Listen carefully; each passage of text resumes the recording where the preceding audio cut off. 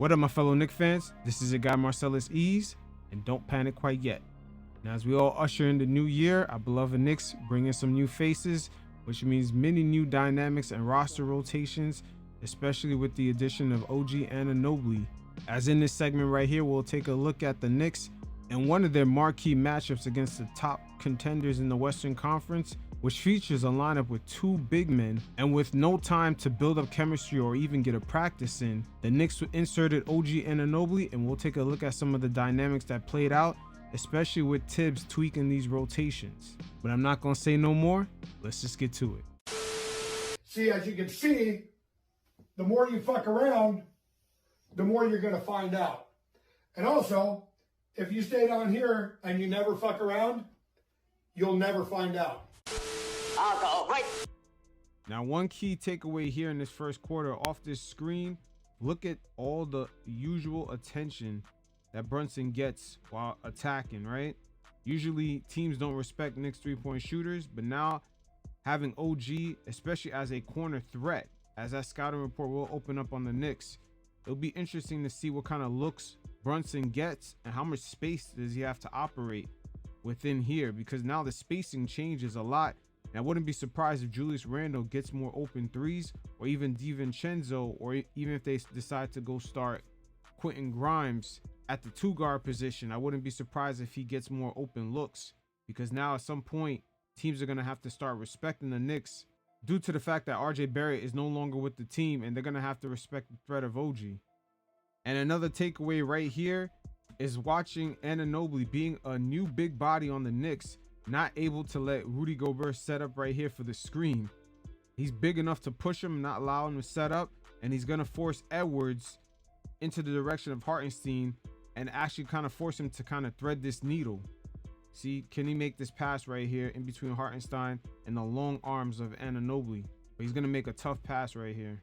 So this is something the Timberwolves are definitely getting adjusted to, because in the first matchup, particularly with Daniels going down, the Timberwolves were still able to take advantage of the Knicks' much smaller unit, as Grimes was getting back down, and Josh Hart also was getting pretty much back down in the post by Kyle Anderson, as their bench unit was able to dominate in that first matchup. But right now, the Knicks, of course, having another big body and not letting Rudy Gobert set guys up on the screen or catch him off guard, this presents a new conundrum for the T-Wolves. So as the first quarter is coming to a close, Tibbs finally makes a substitution, taking Randle out after playing 11 minutes along with that bench unit, which it really wasn't working. Everything was sort of going towards Randle in consistent isolation. And right here, you're going to see once he has this lineup here, this is the lineup that also made that run in the second quarter, minus Precious right here. Hartenstein's going to get substituted for him, and they're going to go ahead and make that run. But you're going to see right here the help defense of OG, because one of his prime skill sets is helping defensively, especially off ball. He always knows where to be. So he forced this lovely turnover right here, and the Knicks end up getting an open look in transition, but they weren't able to convert. But in Toronto, this was definitely a habit of OG, just knowing where to be, know when to leave his man and help out. And we're also going to see throughout the season, he's really great at getting steals this way.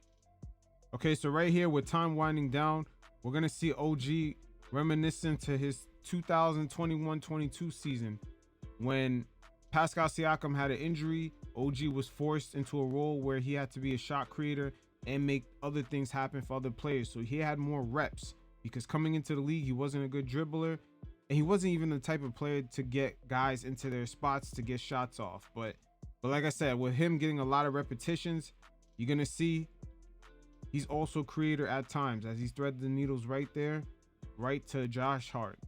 So the Knicks as a unit started off the first quarter very sluggish. Jalen Brunson went 0 for 5. He missed quite a few easy bunnies and a few open shots. Julius Randle really went to work, especially with Tibbs playing him over 11 minutes in that first quarter. And he played alongside the Knicks bench unit, in which things started to get a little funny in the light, because Randle pretty much was the felicitator for most of those possessions, especially with McBride and Grimes on the floor. Not only did he bring the ball up, he was also the person to set things up. And us Knicks fans already know, when Randle has the ball in his hands too much, especially 30 feet out, It's a matter of time before the offense not only stagnates, but also turnovers start to happen. And eventually the T-Wolves went on an 11-1 run. Anthony Edwards was also cooking in the quarter with 15 points, as well as Randle, but it was only so much he could do. Tibbs quickly substituted a few players out, and he went with the lineup of OG, Brunson, Precious at the 5, Quentin Grimes, and Josh Hart at the 3. And it'll be very interesting to see how Tibbs begins to manage some of these rotations, especially as the last particular lineup with Randle just seemed like the filler lineup, because Randle, once again, he was running everything. The only time when he didn't have the ball in his hands was when he was taking a breather. But with a minute left in the quarter, this lineup began to go to work, as this lineup going into the second quarter has proven to be the pivotal lineup. Minus Precious, they're going to put Hartenstein at the 5, but it proven to be that lineup that added that gut punch to the Minnesota Timberwolves. Okay, so in the second quarter right here, especially with Mike Conley in, they went to a zone, but you're going to see OG make a 45-degree cut right here. And then look at the decision. This is something that we haven't seen in a while for the Knicks.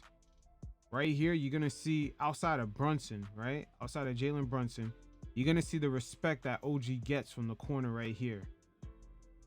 As Brunson makes this pass off this pick, he's going to have to choose in between defending Josh Hart or defending OG at the corner, which we all know this is OG's spot. And you're going to see the respect he's going to give on the stunt.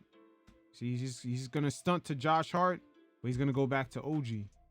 And this is just a sample right here, because honestly, with our starting unit, we're going to see DiVincenzo possibly get a lot of opportunities to knock down open shots. Especially this could be the other way for Grimes. So these guys are going to have to really step up big, and there's going to be plenty of open opportunities. But for the first time, we're seeing the Knicks actually have a shooter outside of Brunson that's respected from the 3. So a wide open shot for Josh Hart that Shark easily converts on. So once again, right here, you're going to see OG actually be a great help defender. He's going to stay, corner of his eye, look at his man, and then look at where the ball is actually at. And he's really good at help defending. This has been a staple of his since he's been in Toronto. Look at him help defend Troy Brown Jr. Active hands. Do it over again. Let's go. Now, OG Anunoby is a very difficult player to post up on. As we see, Towns is going to quickly abandon that idea. And I've seen players like LeBron James and even guys like Pablo Banchero struggle against posting up OG. And right here, you're going to see Towns. He's actually going to try to drive on OG, but to no avail. Look at that. And he's looking for a call, which he's not going to get.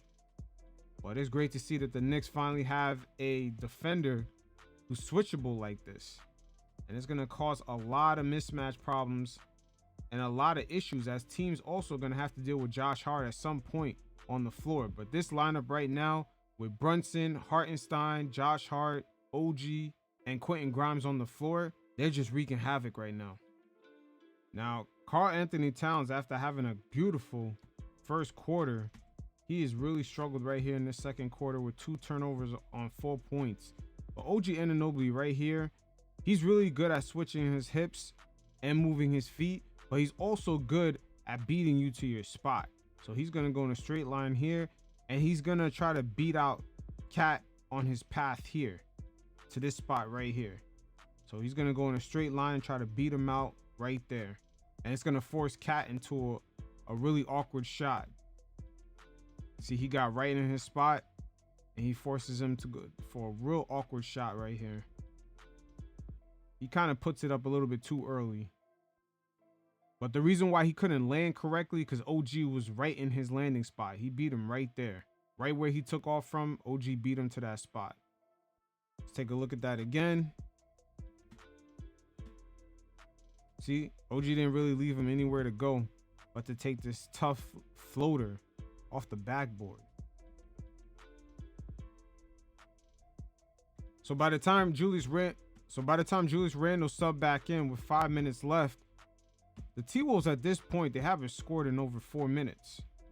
And also another player that went under the radar was Isaiah Hartenstein, as he was all over the place. Just a monster. Woo! And after this trade, it'll be very interesting to see how this plays out with the rotations that Hartenstein is involved in. Is Tibbs going to go back to starting Jericho Sims for a few minutes a game and then have Hartenstein kind of rotate along with that bench unit?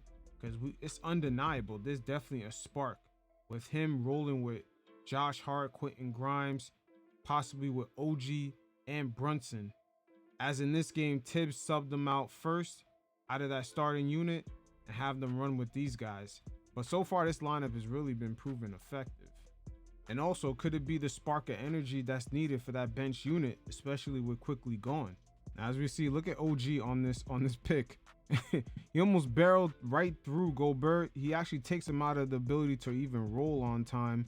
And look, now they quickly suffocated Edwards. And we're going to see Edwards just kind of go around the basket, kind of get chased down with nowhere to go. But eventually Gobert gets bailed out with a foul. So right here, we're going to peep the finishing ability of OG. And not only that, as soon as Edwards kind of looks off the defender, OG kind of makes his cut in the lane. But OG is over 70% at the rim. He's not going to do some sort of layup like we're accustomed to seeing some of our guards do. He's straight up going to dunk that. So just having a guy like OG who could finish at 70% from the rim is a beautiful thing to have, especially with RJ Barrett. He was at 50%. We needed really someone who could just completely finish taking it to the cup. Okay, just a quick side note on RJ's finishing ability. This is their first game, him and Quick, in Toronto. And just keep in mind right here, after this possession, RJ gets it. Remember, the Raptors are only up 2 with just about 2 minutes and 40 seconds left in the game. And look at RJ. We're going to see his finishing ability. Look at that. It's 4-on-3. Look at Quickley. You got the sharpshooter right here. This is exactly what the Raptors want. The Raptors want Quickley in these type of spots. But look what RJ does. Also, pay attention to the shot clock. Early in the shot clock. Up by 2 minutes and 30 seconds left in the game. And RJ just gives the ball up. He just gives the ball up, and Donovan Mitchell on the other end almost gets an and one. But he has a chance to tie right there. And this is what I'm talking about, RJ and his finishing ability. His decision making and his finishing ability is both poor in crucial situations. So this is something Anunoby could really help the Knicks with and make our transition offense, especially on the fast break, man, when we just have numbers, just make that overall look a lot smoother.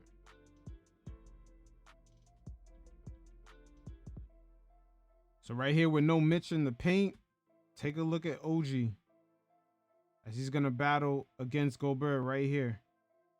Look at the box out. We really needed that because at times we get stops and then we give up the offensive rebound.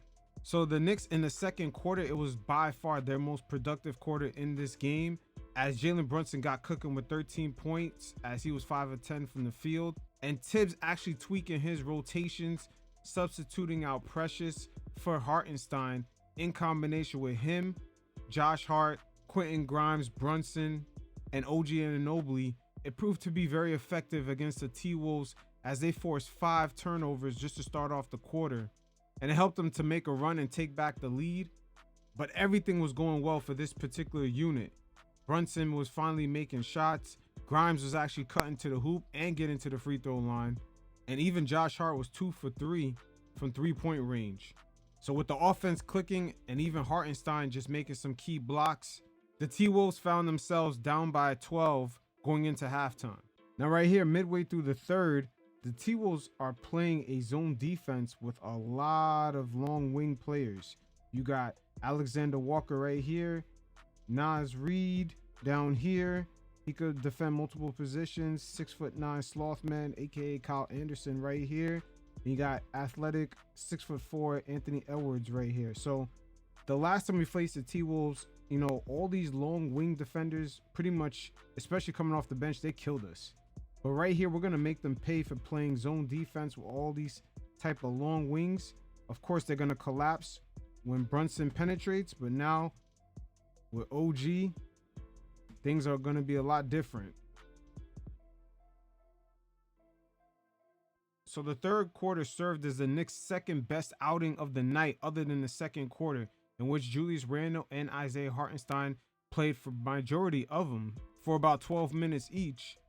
And Tibbs once again tweaked the lineups by combining Julius Randle and Isaiah Hartenstein with Josh Hart, Quentin Grimes, and Jalen Brunson, and then making the switch over to McBride, Grimes, Josh Hart, Isaiah Hartenstein, and Randle. But the efforts of Hartenstein was the savior pretty much in this quarter, as he went to the line 4 times, and he also had key offensive rebounds and blocks. And when you put that alongside OG making all his shots that quarter, alongside the great off-ball movement of DiVincenzo getting 9 points in the third, the Knicks were able to maintain a 16-point lead heading into the fourth quarter. And for the T-Wolves, Anthony Edwards was able to get it going with 15 points in the third. But once again, the Knicks were able to keep that T-Wolves bench unit from going off like they did in the first matchup. But Jordan McLaughlin came out of nowhere with timely threes before the quarter ended and a few steals, as he gave the T-Wolves some momentum heading into the fourth. So entering the fourth, it was very interesting to see Tibbs go with that Precious lineup at center, but unfortunately the T-Wolves with their 2 big men, they kind of served up the Knicks with a lot of interior points just to start off the quarter. Tibbs called the timeout, then tried to run the same lineups again, and then quickly swapped it out afterwards, inserting Hartenstein for Precious. And basically with the Josh Hart, Brunson, Hartenstein, Randle, and Anunoby lineup, they were able to get much more interior defense, along with great minutes from Hartenstein with a key block, Josh Hart with great rebounding in that fourth quarter. Even though the T-Wolves were marching a comeback led by Karl-Anthony Towns with 16 points in that fourth quarter. But once again, with the OG trade, it's great to see what kind of rotation Tibbs does from game to game, depending on the matchups. Just to start off in this matchup, once again, we're dealing with 2 big men in Rudy Gobert and Karl-Anthony Towns, so I expect something different, perhaps for the next matchup against the Bulls, who play a lot smaller.